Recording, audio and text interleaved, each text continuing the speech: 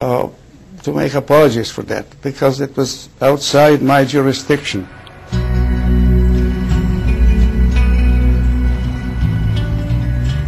After a month in Malta, the Liberty was patched up and ready to begin her journey home.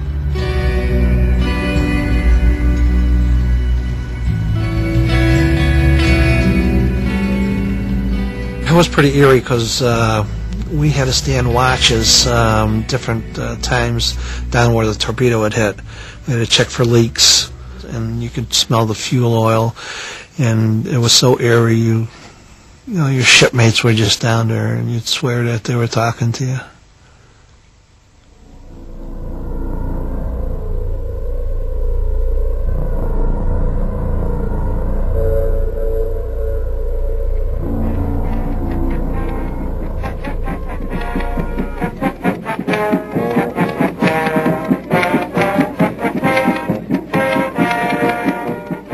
We arrived to fanfare, to local press, and Miss Norfolk, Miss Hospitality, Miss everybody.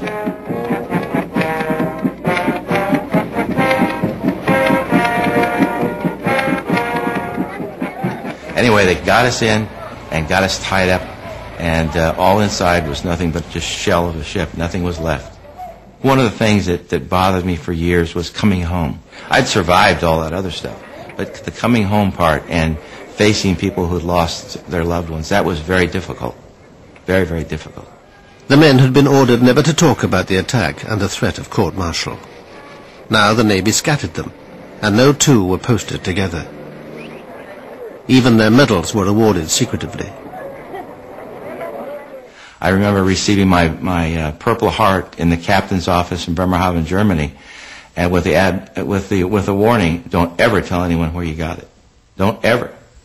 I knew at that time that things had gone terribly wrong with what had happened to us. I knew something was up, and so I basically made a decision to get out of the Navy. And I finished off my obligation, resigned my commission, and left the Navy. Captain McGonigal was given America's highest award, but with little ceremony.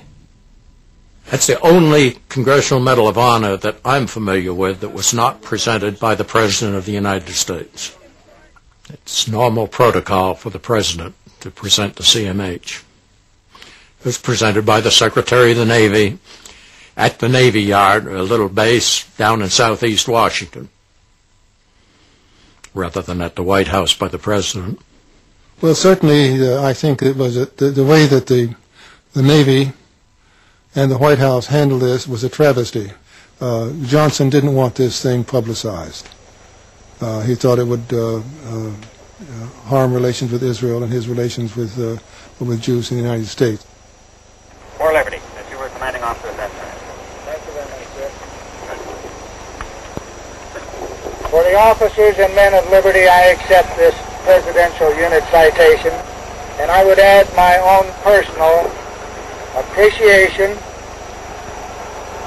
for their professional devotion to duty. Every one of our citations talks about military action, occasionally mentions enemy action, but never mentions that it was the State of Israel. For heroic achievement in connection with the unprovoked and unexpected armed attack on USS Liberty in the Eastern Mediterranean on 8th of June 1967. Silver Star Medal to Lieutenant George H. Golden. 3 times when told to stand by for torpedo attack. I witnessed a cover-up take place of the highest magnitude. I witnessed someone receiving the highest medal of the land, someone being promoted, someone given his choice of duty in the Navy for his silence. Nothing more, nothing less. And the silence paid off. The captain never stepped forward until the end of his life. And I only think what could have been if he'd have stepped forward in 1967. But a presidential election was coming up.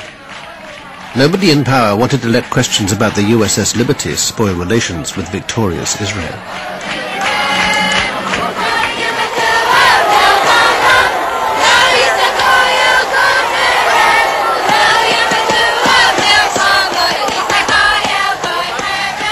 I I think it should have caused more of a problem than it did.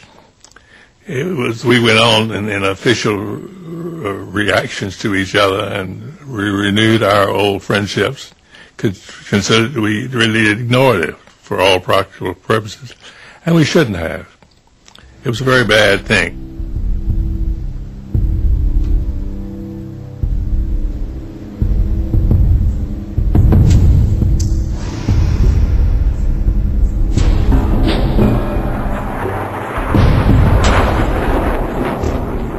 If you want to win a war quickly, there will be more mistakes, unfortunately. But the result of those mistakes is that you have won the war in 6 days. So this is the price you have to pay. Unfortunately, the price in this case, one of the prices, was the liberty ship. Israel today still occupies the conquered Palestinian territories, thanks to continued U.S. support. The war of only 6 days has left a painful legacy of suspicion, suffering, and sorrow. Among those living with that legacy are the liberty survivors, bitter about their own government's cover-up. Jim Ennis spent years trying to find out what had really happened. This book will be with me as long as I'm here. I've often said I'd like to have seen it go away years ago. I would have hoped that my book would have generated a congressional investigation that would have answered the remaining questions, and the whole thing could have been put to rest, and there'd be no question about what happened and why, and we just put it on and we all go on to other things. Jerry Goss, Petty Officer. Melvin Smith, Chief Petty Officer. Carl Noah, Seaman. John Spicer, Petty Officer. Gary Blanchard, Seaman. Alan Blue, Civilian. Jerry Converse, Petty Officer.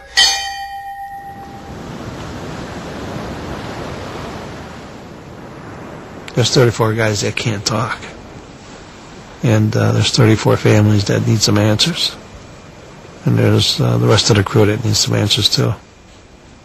I really don't have any malice against the guys who pulled the triggers, because they were the guys that were given orders, do it, because if you don't do it, you're going to be in a lot of trouble. I would like to meet those guys and see what they've had to say to me. People who gave the orders, they got away with murder.